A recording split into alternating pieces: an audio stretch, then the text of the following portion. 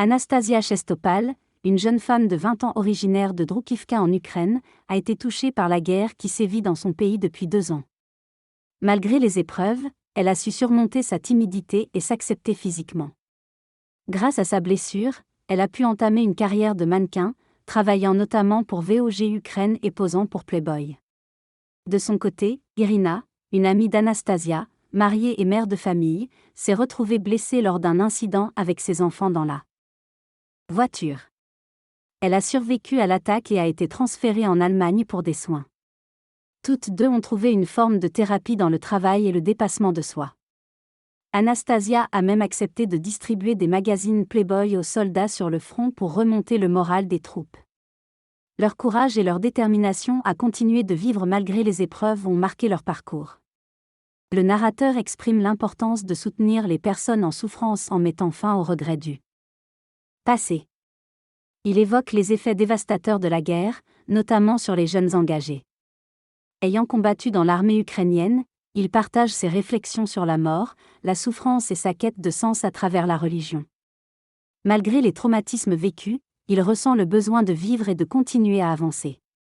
Il souligne également les difficultés des soldats mutilés et des familles endeuillées, ainsi que la nécessité de soutenir ceux qui traversent des épreuves.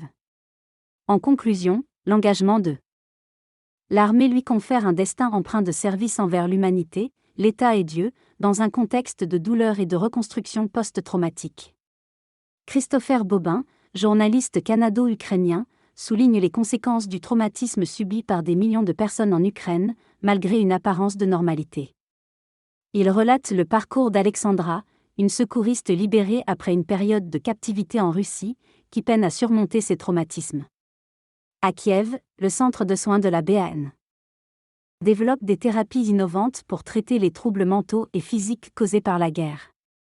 Les spécialistes y expérimentent des méthodes telles que l'acupuncture, la thérapie par neurofeedback et le yoga du sommeil. Ils envisagent même l'utilisation de psychédéliques comme la psilocybine et la MDMA pour accélérer le processus de guérison, malgré l'interdiction de ces substances en Ukraine. Le centre Expio utilise déjà la kétamine pour traiter la dépression et les traumatismes.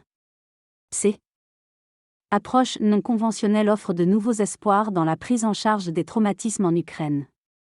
Dans ce texte, nous entendons le témoignage de différentes personnes confrontées aux ravages de la guerre sur leur santé mentale.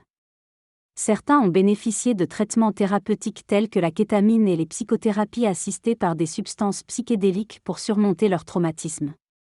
Des professionnels de la santé, tels que des psychologues et des avocats spécialisés en droit humanitaire, accompagnent ceux qui souffrent de troubles post-traumatiques. Il souligne l'importance d'une prise en charge adéquate pour les soldats et les civils affectés par la guerre.